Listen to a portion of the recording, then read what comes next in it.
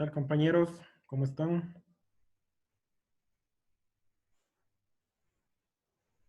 Buenas noches. ¿Sí me escuchan?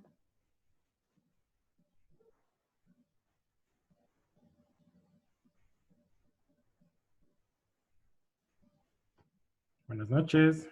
¿Me escuchan?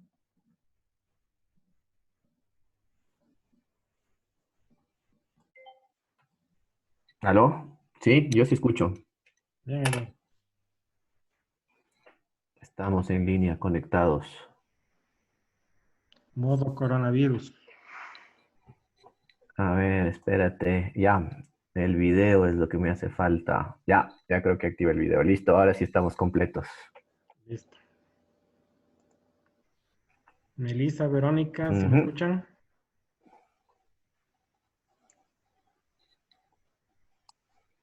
¿Quién es Verónica? Presente, buenas noches, si les escucho. Ya. Buenas Vladimir. noches con todos. Sí les escucho yo también. Ya. Vladimir, ¿sí me escuchas?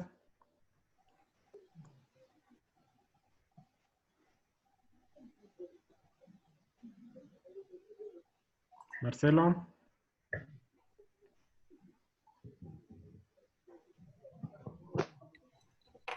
Ya. Entonces, bueno, iniciemos. Me disculpan, pero estoy con algunos problemas con el internet, al menos este declaro que me está dando dolores de cabeza, pero bueno, disculparán el retraso. Entonces vamos a ver el módulo, lo que es procesos del tutor virtual, ¿sí? En el cual vamos a comprender la comunicación e interacción social, la evaluación del proceso de aprendizaje, las herramientas del profesor tutor, el acompañamiento y la soledad del estudiante y las metodologías docentes emergentes. ¿Sí me escuchan, no? Sí, ¿Sí pueden ver ahí la presentación? sí. Ya. Sí,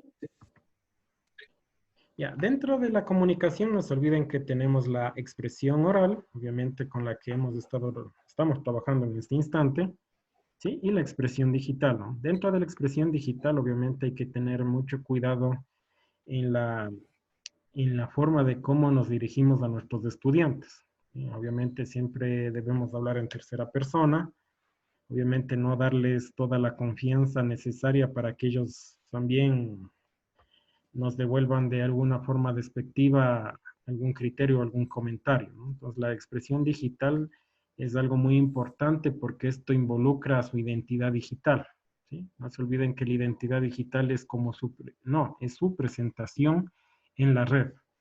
Y eso es lo que vamos a ir mejorando en este módulo también, que vayan viendo cómo se mejora la identidad digital.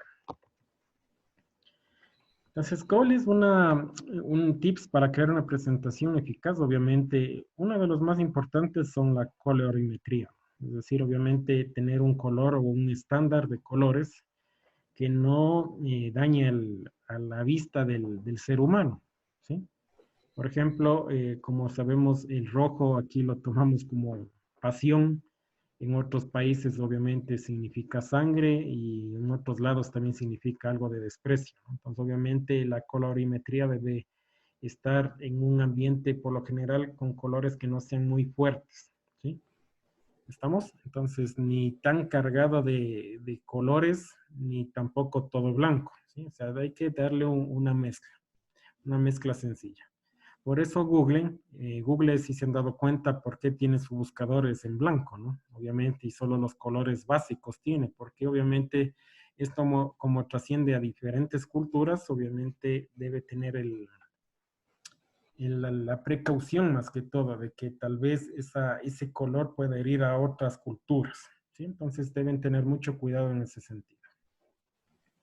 Una de las cosas es la simplicidad es la máxima satisfacción, ¿sí? Obviamente tengan cuidado a la hora de pegar texto, ¿no? Que eso es lo que le mata al estudiante, ¿sí? Por lo general, gráficos, ¿sí? Gráficos, infografías, mapas mentales, como lo pueden ver, que eso es lo que más le atrae es lo que más le atrae al estudiante.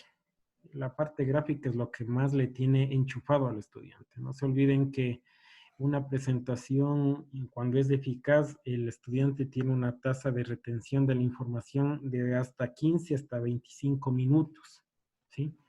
Entonces, si es que es una presentación eficaz, 25 minutos ya sería lo máximo, ¿no? Si es que nos pasamos ya de eso, obviamente ya él ya no retiene información, solo está en modo automático, de que escucha, escucha, escucha, pero ya no retiene, ¿sí? La parte también muy importante es utilizar recursos como elementos gráficos, también visuales, ¿sí? En la parte de visual, si es que alguien quiere incorporar videos que no sean muy largos, ¿no? Que no involucren de unos 2 a máximo 3 minutos, porque a veces están en una presentación y ponen videos de 7 a 10 minutos, ahí le cortan el hilo de lo que ustedes quieren transmitir, ¿sí? Tengan mucho cuidado en esa situación. Hay gente que a veces pone música de fondo, pero traten que la música sea armónica, ¿no? Armónica de acuerdo a lo que también están presentando. Los enlaces también de documentos y a tanto documentos de Word, PDF o otros elementos tienen que estar enlazados de aquí, porque saben hacer el terrible error de bajarle el PowerPoint o bajarle en el que estén trabajando, ¿no? Lo bajan y abren otro recurso, ¿sí? Eso es donde le hacen perder también el hilo al estudiante. Bueno, al final hacemos unas preguntitas, ¿no?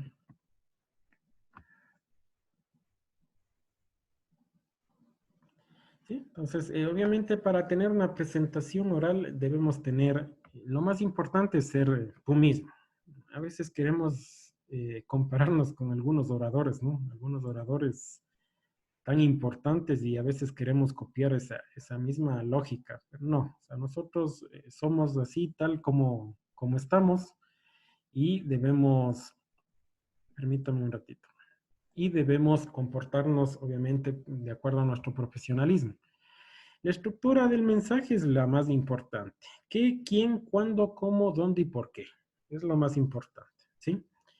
Convence a los demás de tu punto de vista, despierta la atención de tu audiencia. ¿Cómo despiertas la atención? No hablando mucho, ¿no? No hablando mucho y hablando lo concreto más que todo.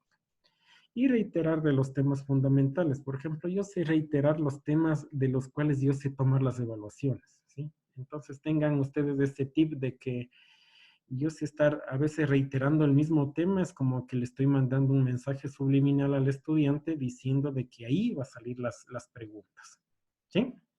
Y más que todo, como les decía, es ser uno mismo, no compararnos con otros oradores, porque ahí a veces tratamos de imitar en ese sentido y a veces no nos sale bien.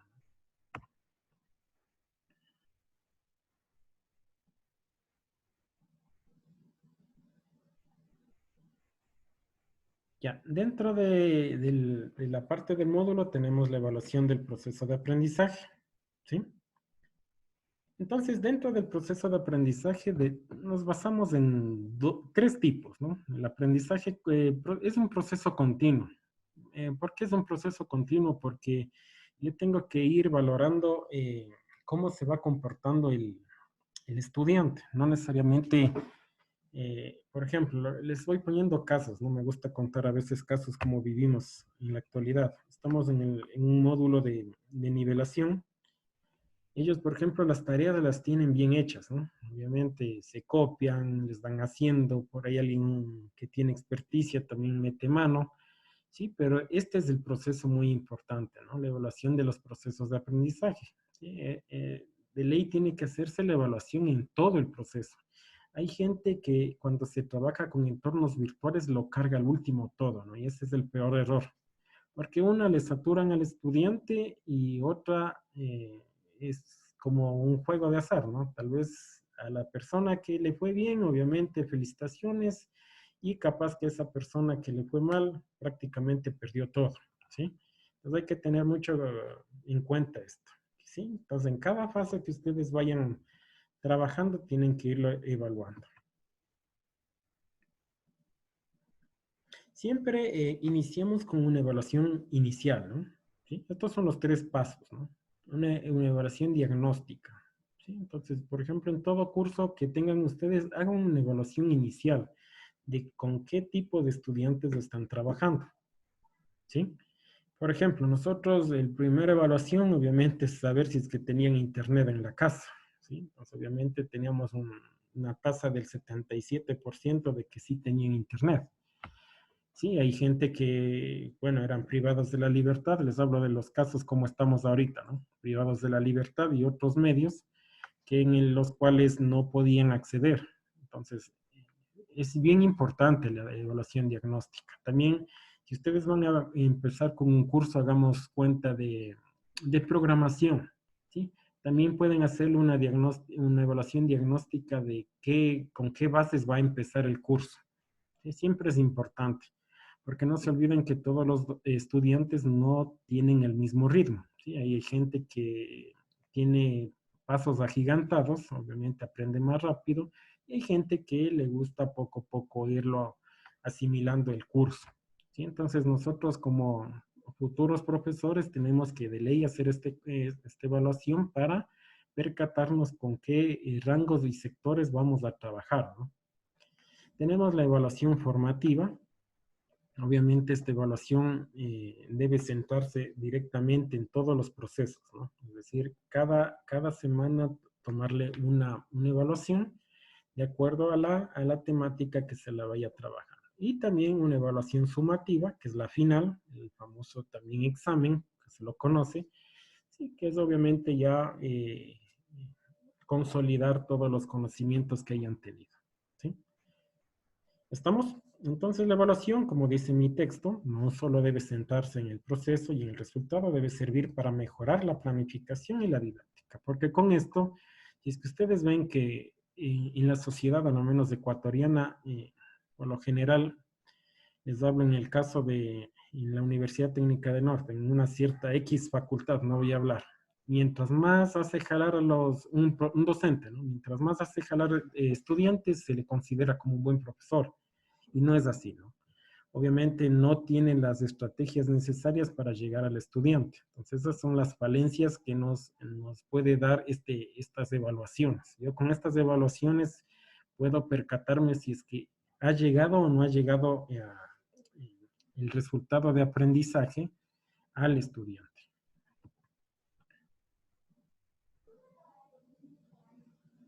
¿Sí? Vamos a ver las herramientas del profesor tutor. Sí, dentro del, como les decía, una de las herramientas obviamente es el cuestionario inicial, ¿no? Entonces ahí, ¿qué tengo que poner? Los datos personales, ¿sí? Eso siempre es importante, ¿no? Por ejemplo, género, edad, es importante cuando hagan un formulario, medir rangos de edad, por ejemplo, de 20 a 30 años, de 30 a 40, no lo pongan por año, ¿no? Porque no el formulario se va a hacer extremadamente grande, ¿no? Competencias tecnológicas de ley tienen que ir, por ejemplo, si es que domina Word, Excel, PowerPoint, si es que tiene internet en la casa, qué velocidad de ancho de banda tiene, ¿sí? Esas cosas podemos ponerlas. La experiencia profesional es muy importante porque a veces, por ejemplo, si doy un curso de programación y tengo gente que sabe programar, puede ser como un aliado mío para poder ser como unos ayudantes de cátedra, ¿sí? Entonces eso es muy fundamental. Entonces, hay que tenerlo en cuenta eso. También las habilidades personales. En las habilidades personales es lo que puedo potencializar del estudiante, ¿sí? Con la potencialidad del estudiante yo puedo percatarme de que sí está trabajando bien o sí me está ayudando en el proceso, ¿sí? Y también pueden haber otros procesos. Otra de las herramientas del profesor tutor, les hablo de la plataforma Moodle, ¿sí? Tenemos los registros activos vivos, ¿no? Sé decirle yo. Este registro de activos, obviamente, les hablo de la plataforma Moodle, ¿no? Yo puedo darle un seguimiento constante al estudiante. Por ejemplo, número de recursos vistos, cuántas veces volvió a ver ese documento, cuánto tiempo permanece en la plataforma, ¿sí? Si es que los envíos los hace a última hora o si tiene una planificación correcta. Entonces, esas intervenciones en foros y en comunicaciones, todo, prácticamente todo, trabaja Moodle para dar un seguimiento, ¿no? Eso es algo de las bondades que también tiene esta plataforma. Obviamente hay otras, ¿no? Que también tienen sus potencialidades y hay que merecerlas también, pero como en esta que estamos trabajando, estas son las más importantes, ¿no? Tiene gráficos de acceso y dedicación por día, semana, mes. Ustedes pueden configurarlo y también las fechas de envío y corrección de actividades. O sea, esta herramienta, siempre cuando ustedes crean el curso, siempre van a tener, ¿no? Con esto hacen el seguimiento al estudiante.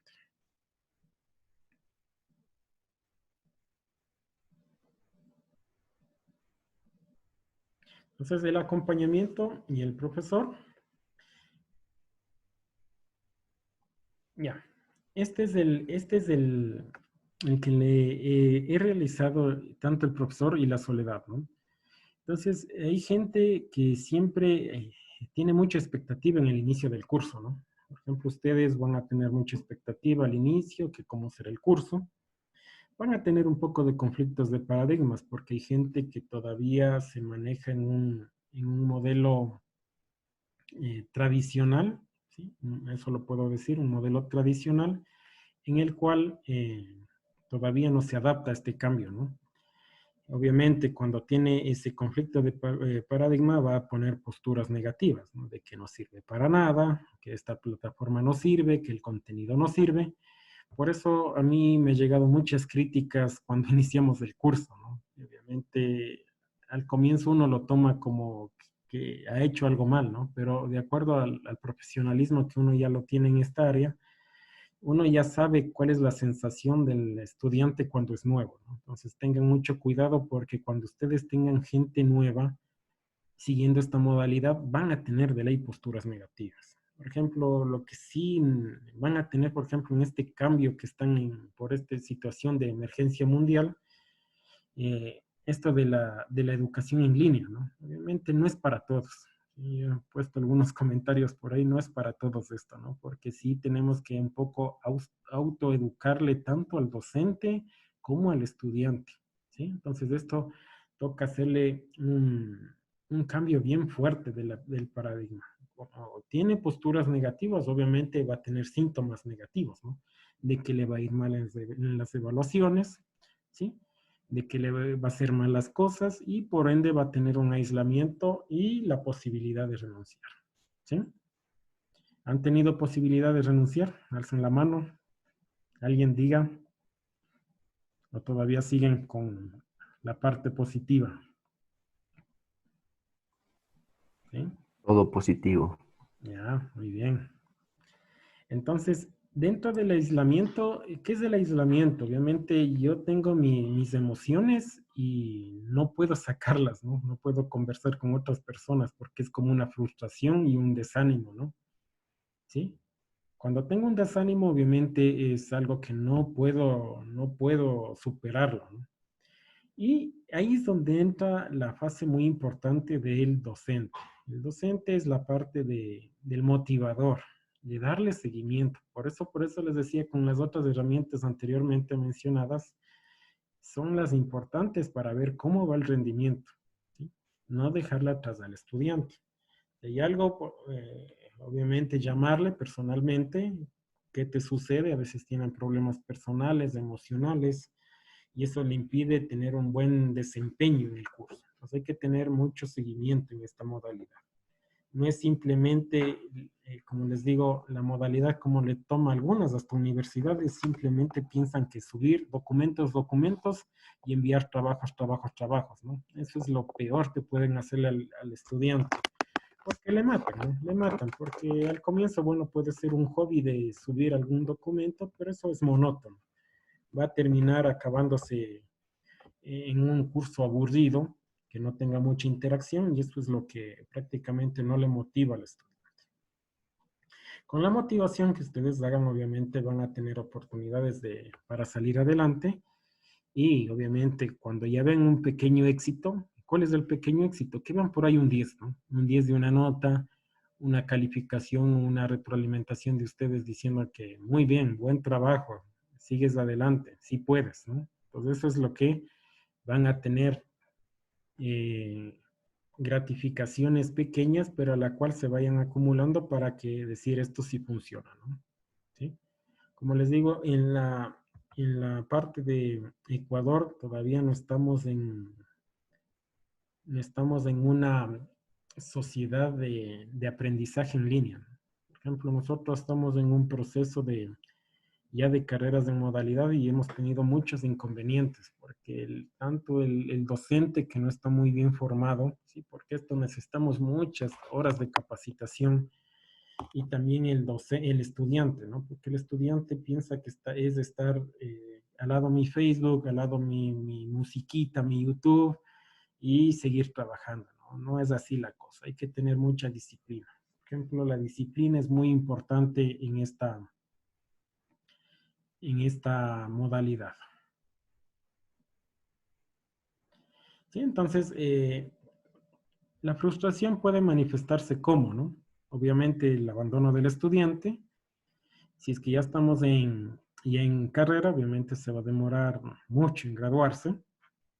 Lo que les decía, la fidelización negativa, percepciones negativas de la formación, de que no sirve, también hasta de la misma institución, de las autoridades, ¿sí? Rechazo de todo el sistema, ¿no? De formación, la retribución del docente, obviamente que no, como que no sirve para nada, disculpen con todo respeto, el docente, y perjudicar el financiamiento y las consideraciones sociales, ¿no? Obviamente sí hay muchas consecuencias de esto. Obviamente, esto va de acuerdo a la frustración del estudiante, ¿no? Esto es de acuerdo al estudiante.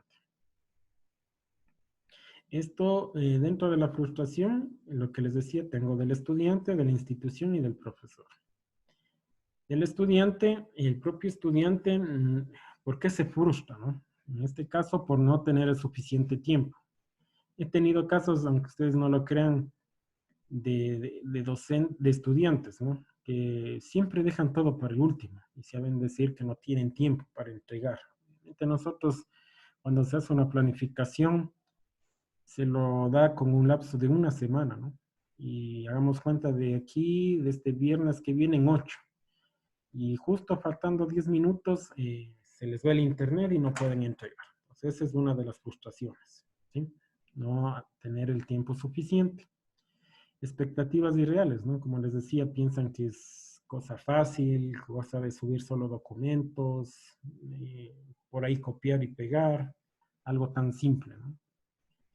Otra de las frustraciones es que se matriculan a cursos que no corresponden a sus objetivos. Por ejemplo, si yo tengo un objetivo claro o alguna carrera clara, obviamente tengo que apuntar a esa carrera, ¿sí? La otra no es no tener las estrategias y destrezas, ¿sí? No participar en actividades colaborativas. A veces la gente no le gusta trabajar colaborativamente, se aísla, ¿sí? Trabaja siempre desde el yo, ¿sí? No le gusta trabajar en grupo. Por lo general eso siempre pasa en el estudiante hasta que un poco se adapta, ¿no? Desconoce los canales de ayuda, ¿sí? Es decir, el foro, ¿sí? A veces hasta el mismo mensajito al profesor, tienen la desconfianza y también no tener en cuenta el costo económico añadido. Que frustra al estudiante virtual por parte del docente, ¿no? Entonces, para ser un buen docente, siempre tienen que ser obviamente pasar por el área de que sean ustedes estudiantes, ¿no? Porque a veces el docente no le interpreta bien las cargas de trabajo, ¿sí? Entonces dicen, bueno, voy a mandarle esas 5 tareas para el viernes, un ejemplo. Pero él nunca ha sufrido que es hacer cinco tareas para entregarlas el mismo día, ¿sí? Entonces, primero tienen que ser estudiantes para después ser docentes, ¿no? Es decir, vivir y palpar la realidad de un estudiante. Otra de las más importantes es no dar respuesta o dar respuestas tardías, ¿no? Por ejemplo, si les escriben en los foros, hagamos cuenta, si les escriben hoy de noche, bueno, ustedes la peculiaridad que debe ser es verlo en la mañana, ¿no? Pero hay gente que pasa 2, 3, hasta 5 días y no lo contesta, ¿no?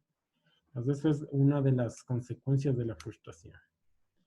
Otra, no mostrar claridad en las indicaciones. A veces se les dice solo entregue el trabajo, pero no saben en qué formato, no saben el por qué, ¿no? Algunos estándares, ¿sí? ser excesivamente rígido. A veces somos tan rígidos que no sé si estamos en un curso o en una academia militar, ¿no? Entonces hay que también un poco ceder, dependiendo de la situación. Esto es muy complejo de esta parte de la rigidez, ¿no? Porque si ustedes ceden en abrir una actividad, se les van a mal enseñar. Entonces ustedes tienen que ver qué cosas pueden ceder y qué no. Otra cosa es no mostrar cercanía, es decir, no darle el apoyo suficiente cuando realmente lo necesite. Y otra más importante, no fomentar la interacción y la colaboración. Dentro de la parte de la institución, ¿qué le frustra al estudiante? Ofrecer una ayuda técnica deficiente. Por ejemplo, se le olvida la contraseña, no le atienden en el tiempo necesario, ¿no? Obviamente, también en la capacitación del docente es cuando un docente no está preparado para darlas, ¿sí? Eh, a veces se ofrecen expectativas irreales al estudiante, ¿no? Con tal de captarlo, ¿sí? No tener organizado el curso. A veces, por ejemplo, está un contenido y al otro día está otro contenido, ¿no? Eso es cuando no está organizado. No hay un servicio de orientación y ayuda al estudiante. Eso debe siempre tener nosotros aquí en la unidad tenemos una persona que da seguimiento total al estudiante, ¿no? Para ver cómo va en el rendimiento. Contribuir a la sobrecarga del estudiante y establecer trámites administrativos complicados. No se olviden que esta es una modalidad en línea y al ser en línea también la documentación debe tramitarse de la forma más fluida, ¿sí? No que pase de una dependencia a otra. Esto es dentro del profesor y la soledad, ¿sí? En la parte tecnológica, ayuda al estudiante que se sienta cómodo. O sea, estos son los tres ejes más importantes para quitar esa soledad, ¿no? La parte tecnológica que sí va a ayudar como aporte al estudiante para que se sienta más cómodo en el campus, ¿no? Enseñarle a navegar, utilizar herramientas básicas como las que vieron ustedes en el módulo introductorio. Sí, en la parte organizativa, mostrarle la estructura de la asignatura, indicarle los objetivos, las tareas, los materiales, obviamente, y orientaciones básicas, ¿no? En la parte humana es la más importante porque aquí es donde tenemos que hacerle sentir al estudiante de que estamos con él, ¿sí? Estamos apoyándole y le estamos dando la mano para que culmine con éxito el curso, que lo llamamos por lo general el feedback. Como metodologías emergentes tenemos la famosa Flip Classroom, es una metodología que está pegando muy bien, ¿no? Muy bien en la actualidad. Flip Classroom es una clase invertida. ¿Por qué es invertida? Porque en la actualidad, ¿qué hacemos, no? Toda la clase se le da presencialmente y solo se le manda a hacer tareas, ¿no? Esa es la parte, la tradicional, es decir, no nos centramos en la parte práctica, ¿sí? En la parte tradicional. O sea, nos enfocamos solo en la parte teórica, en la tradicional. Con el nuevo Flip, ¿sí? Es una nueva metodología donde se reordena, se utiliza, se aprende, y más que todo se tienen muchas relaciones interpersonales. Como lo pueden ver, esta es una clase Flip, ¿no? Esta, como les decía, esta es una clase normal, donde tienen un repaso de 5 a 10 minutos, la explicación teórica, no se olviden que esto es teórica, y la práctica de 5 a 10, ¿no? Obviamente, aquí es donde le matamos al estudiante con mucha teoría. En la parte de Flip, ¿qué hacemos? Le mandamos toda la parte teórica que con su disciplina lo vea de acuerdo a la plataforma en casa y se viene directamente a la práctica. Es lo más importante. Al estudiante no le gusta tanta teoría, sino directamente a la acción, en otras palabras. Si estamos en una clase de física, por ejemplo, que vea los procedimientos de física y en la clase práctica y hacer un experimento con eso, ¿sí? Entonces, aquí tenemos que diferenciar lo que son el aprendizaje colaborativo y cooperativo. ¿Alguien que me explique? Interactuemos un poco. ¿Qué es aprendizaje colaborativo y cooperativo? ¿Sí me escuchan? ¿Alguien que quiera participar? Yo sí.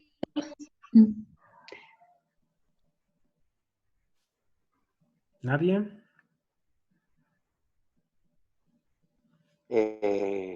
Omar, buenas noches. Sí, te escucho. ¿Sí me escuchan? Sí. Bueno, yo no sé si me guío en la diapositiva que está, o más bien qué es lo que yo entiendo como aprendizaje colaborativo. ¿Qué es lo que entiendes tú Pero, como colaborativo y cooperativo? bueno, como colaborativo directamente, como la palabra le dice, colaborar en todo el aprendizaje del estudiante, como dijiste tú, hacernos hacer nuestro el curso, hacer nuestro el aprendizaje del estudiante, hacerlo como una meta nuestra, el que el estudiante termine aprendiendo. En algún momento, en algún foro, yo puse que, el, que el docente no necesariamente tiene que coger, dar una materia, mandar informes y todo, sino llegar a que nuestra meta sea que el estudiante haya aprendido, colaborar para eso, colaborar en cada uno de los puntos que se había dado anteriormente, llegar a esa meta, porque si uno no llega a esa meta, pues el curso no llegó, no sirvió de nada, ¿no? Entonces, yo le entiendo esto como el aprendizaje colaborativo, que Correcto. nosotros hagamos nuestro ese aprendizaje, Muy un bien. poco eso en la parte colaborativa, ¿no? ¿Cooperativa? Ahí sí estoy un poco perdido, ahí sí en la cooperativa sí A ver, les doy un ejemplo. Lo que pasa ahorita, ¿no? Si les digo aprendizaje colaborativo, como dijo Vladimir, está en lo correcto. Es mi necesidad y mis ganas de superarlo. Y tanto es mi superación que yo puedo ayudar a otras personas sin necesidad de algo, ¿no? Por ejemplo, porque me gusta ayudar, porque me gusta colaborar, ¿sí? Por lo general, en los trabajos colaborativos se hacen en grupos pequeños. Hay gente que hace grupos colaborativos de 30, 40 personas, es imposible eso, ¿no? A eso después se le conoce como cooperativo, ya les voy a explicar qué es, ¿no? Entonces, dentro del colaborativo es que me nace a mí, es la palabra, ¿no? Me nace ayudar a los demás. No es que tenga yo interés, sino que tal vez le veo a esa persona, por ejemplo, dentro de ustedes, alguien que esté un poquito quedado en alguna materia, en algo de eso, yo le puedo ayudar, ¿sí? ¿Está? sí. Ya, entonces ese es el aprendizaje colaborativo. El aprendizaje cooperativo necesitan algún incentivo. Por ejemplo, si yo les hubiera dicho a ustedes, les doy un punto, ahorita a la persona que me opine que es aprendizaje colaborativo, me hablaban toditos, ¿sí? Entonces, ahorita vivieron ustedes el mismo aprendizaje colaborativo, es decir, solo Vladimir quiso colaborarme. Si les hubiera dicho cooperativo, hubiera sido, les doy un punto al promedio al que opine, ¿sí? Entonces, ahí obviamente opinaban toditos, ¿no? Obviamente aquí, siempre en el aprendizaje cooperativo se les da incentivos o recompensas para que participen. ¿Estamos? Entonces, en el Uh-huh. uno me nace, en el cooperativo me nace, y en el cooperativo de ley debo tener algún incentivo. ¿Sí? Aquí la peculiaridad es que puedo crear grupos, ¿no? De 4 alumnos formados con 2 con una habilidad media y otros con habilidades avanzadas. Es decir, puedo hacer un mix, ¿no? ¿Sí? En el aprendizaje cooperativo puedo hacer un grupo avanzado para ayudar a otro grupo con dificultades medias o bajas. ¿Estamos? Entonces, con el cooperativo de Omar, ley, perdón, ¿sí? ¿se puede hacer preguntas? ¿Sí? Solo una cosa. La universidad y la coordinación le da al profesor la, la potestad para poder hacer un aprendizaje cooperativo, para que él tome la decisión de cómo incentivar o cómo hacer. Uno puede, como docente, tomar decisiones sin tener que decir a la coordinación. Sí. Por ejemplo, es que eso de acuerdo, bueno, es que ahorita están ustedes en una fase inicial, ¿no?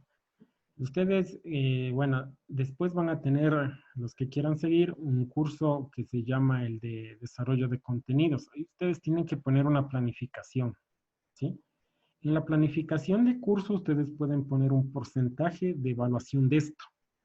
Por ejemplo, que se llame participación en interacciones, ¿sí? Por ejemplo, nosotros a nivel de, como hemos manejado en educación en línea, es porque nosotros ya les damos listo el curso, ¿sí? Y tienen que acogerse a lo que nosotros ya le tenemos realizado. Pero ya en realidad y en carrera, cuando ustedes estén en carrera, ya como docentes, ustedes tienen que planificar cómo calificar, ¿sí? Cuánto va a ser la ponderación que ustedes van a, para una evaluación, para un examen, para una tarea, hasta para esto, ¿no? Una participación en clase. Entonces, cuando ya sea en carrera, obviamente tú, con tu sílabo, con tu planificación, ya puedes poner, ¿sí? Ujú. Entonces, ahí de acuerdo al sílabo, sí, porque es tuyo, ¿no? Es desarrollado por ti y el curso es construido por ti. Pero en la realidad, como estamos viviendo, que ya a veces ya se tiene listo el curso, ¿no? Entonces, ustedes tienen que adaptarse a las necesidades del curso, ¿sí? Que es al revés. Pero lo que se trabaja realmente es de acuerdo a una planificación, ¿no? Que es el sílabo y el proyecto también de la materia. Ya. ¿Sí? ¿Sí pude contestarte? Sí, claro, todo está en base a la planificación que uno haga. Y si en la planificación de su propia materia y de su propio curso, pues lo pone desde el inicio, ¿qué es lo que va a hacer? Ahí sí, en las que están ya planificadas y que ya nos entregan todo, nos tenemos que basar a cómo nos entregar. Correcto. Ujú. Ujú. Listo. Preguntas. Ahora sí. ¿Tienen alguna pregunta? No se olviden que dentro de esto de la tutoría virtual, lo más importante es darle una satisfacción de confianza al estudiante. Tampoco, o sea, ser tan buenos amigos, ¿no? O sea, tener un distanciamiento, pero apoyarle en los momentos que más necesita, ¿sí? Entonces es lo más importante de un tutor, ser el motivador, darle también algunas pautas, ser un tipo consejero. Por ejemplo, a mí me gustó de la UNIR, la Universidad de La Rioja, que estuve en sus instalaciones por ahí, que tienen un call center, ¿no? Tienen un call center exacto, estrictamente para llamarle al estudiante. Por ejemplo, a mí me llamaban una vez y me decían, Omar, ¿cómo estás? Solo para llamarme a preguntar cómo estoy, ¿no? Y a mí me entraba en shock porque yo pensaba que eran temas académicos, ¿no? Solo me llamaban a preguntar cómo estoy. Yo decía, bueno, medio nervioso, bien, ¿no? Estoy bien, estoy aquí trabajando. ¿Estás bien? Sí, sí, seguro. Sí, seguro, si podemos ayudarte en algo, con todo gusto. Estamos para ayudarte, estamos para apoyarte y espero que tengas un lindo día. O sea, les llamaban solo para eso, ¿no? Obviamente ese es un plus muy importante y uno se siente como que cobijado con esa llamada, ¿no? Pues sí es importante. Por ejemplo, nosotros en la educación en línea también estamos en esa de la adquisición de un call center para hacer también el seguimiento a las personas que están un poquito de acuerdo a las evaluaciones que les decía, ¿no? Formativas y sumativas. De acuerdo a eso, poder un poquito ponerse en contacto y ver qué situación tiene ese estudiante. No se olviden que estamos en un mundo de que no todo, no para todos es maravilla vivir esta vida. Hay otros que tienen muchos problemas, muchos inconvenientes laborales, románticos, de todo, ¿sí? De todo. Entonces eso involucra que su deficiencia baje. Entonces ahí es donde ustedes tienen que ser el apoyo necesario para esta situación. ¿Sí? ¿Alguna pregunta que ¿Mm? tengan, por Sí. favor? Yo tengo una pregunta, Omar. Dime, Doc.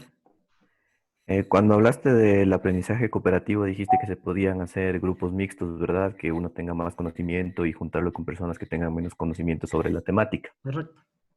Y cuando hablamos del colaborativo, ¿todos deben estar al mismo nivel de conocimientos o cómo se maneja estos grupos más pequeños?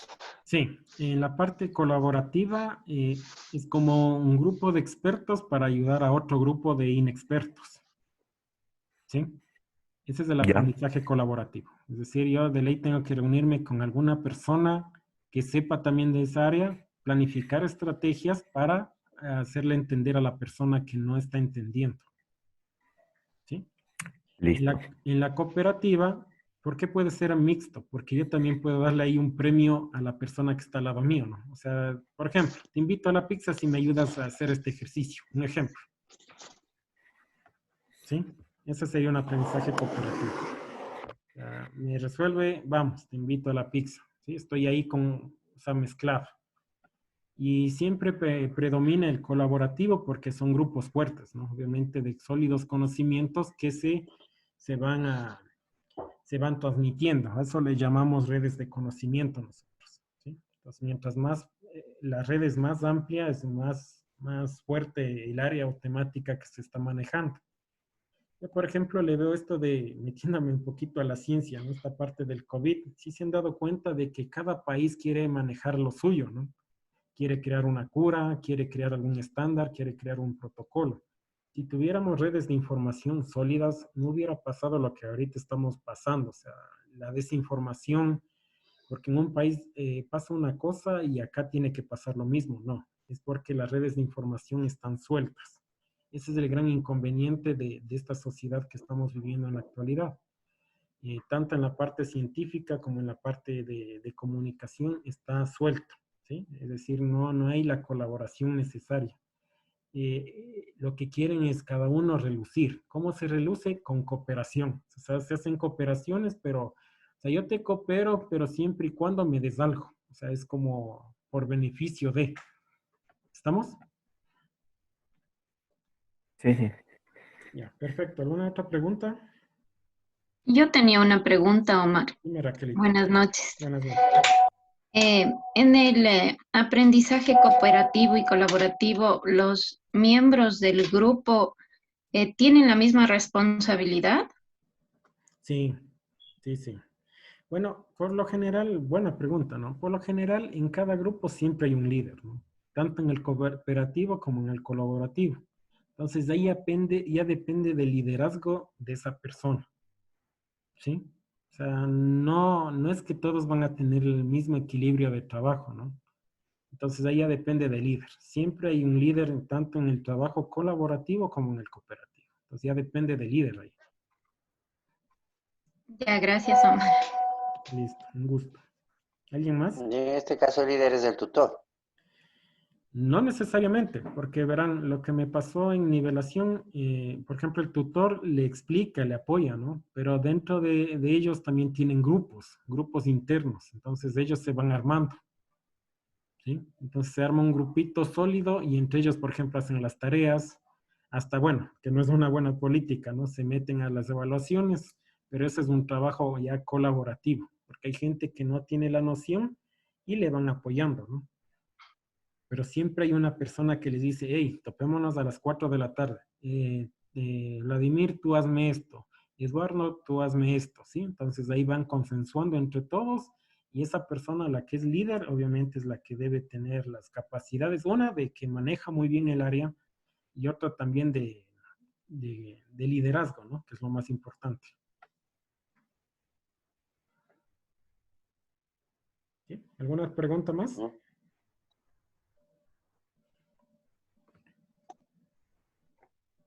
Buenas noches, yo tengo una pregunta. Dime, Azucena. Buenas noches. ¿Qué pasa cuando el curso ya está estructurado y es una materia, digamos, de matemáticas? Y existe un alumno que no entiende, o sea, no sé si se puede programar unas clases extras o otro tipo de ayuda para que pueda llegar a entender los temas que están viendo. Ya, buena pregunta, Azucena. Aquí hay dos tipos, ¿no? Si es que la persona que está siguiendo el curso de matemáticas y no puede seguirlo, o sea, al ritmo de las otras personas, ahí es donde entra lo que les decía, ¿no? El proceso cooperativo, ¿sí? Involucrarle a esa persona que no sepa con gente de que tiene conocimientos y un poco incentivarle de alguna forma, ¿sí? Ahí entra también la labor del tutor. Por ejemplo, el tutor decirle al estudiante que sabe, te doy un punto si es que le ayudas a que mejore los conocimientos de esta persona. Un ejemplo, ¿no? ¿Sí? Entonces eso ya eh, entra como un aprendizaje cooperativo en este caso, cuando una persona está un poco atrasada. Y también ahí entra la más fuerte es que tú puedes dar tutorías aparte, ¿no? A esa persona. O sea, dentro de tu planificación sí puedes dar una tutoría personalizada a esa persona que está con deficiencia, ¿sí? Y también es importante las evaluaciones porque ustedes pueden medir, no necesariamente esa persona está mal, ¿no? Capaz que un grupo de esas personas está mal, entonces ahí entraría ya una tutoría personalizada a los grupos, ¿sí? Al grupo que está mal, con un soporte del tutor y también con otro soporte de lo que es el otro grupo colaborativo, ¿sí? Ya, gracias. Ya, muchachos, les agradezco mucho por la reunión. Estamos comunicándoles en posteriores reuniones, ¿no? No se olviden de cualquier Listo, cosita, Omar. me van escribiendo al grupo de WhatsApp, que ahorita está la comunicación más directa por ahí. Los que falten, por favor, me van diciendo para agregarles al grupo, ¿no? Omar, una pregunta sobre el deber, aparte del tema. Muchas Dime. gracias. ¿Sí? ¿Se puede? Sí, dime nomás. Tocaba hacer 3 grupos, ¿verdad? 2 de 3 y 1 de 4 personas. Ujú. La pregunta es, ¿la encuesta debo aplicar solo a los miembros de mi grupo o debo aplicar a todas las personas, a los 10 compañeros del curso? Bueno, lo que necesito ahí, como son a 10 personas, tienen que buscar a familiares, tanto de la una persona de la otra persona, ¿no? Es decir, en total, 10 personas. Ya, ¿Sí? aplicar 10 encuestas entre las personas del grupo y los conocidos de las personas del grupo, con que sean 10. Correcto. Ujú. Ya, listo. Correcto. Gracias. ¿Ya? Gracias. Un abrazo. Muchas Gracias, gracias, Omar. Omar. Buenas noches. Que estén muy bien. Gracias. Una linda noche. Gracias, Omar. Una excelente noche. Buenas noches, hasta luego. Hasta luego. Una buena noche. Hasta luego.